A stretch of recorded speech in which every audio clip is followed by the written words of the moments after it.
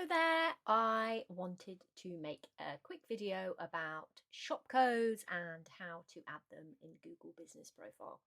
So shopcodes are used for a number of different reasons, but one of the main reasons that I use them is when you are making bulk updates in Google Business Profile. Each of your locations needs a unique identifier, which is the shopcode, in order to make those updates. So when you are adding shopcodes, before you go ahead and add them, I'd have a little think about any patterns that you're going to use in the way that you write your shopcode. So say, for example, you are a multi-location business, you might want to use those geographic locations in your shopcodes so you can see the difference between the locations.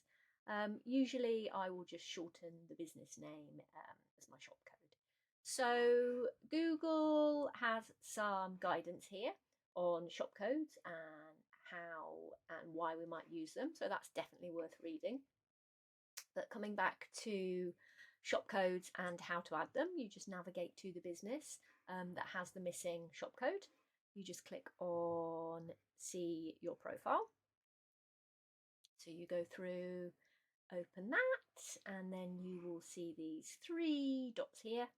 You click here and you go to business profile settings,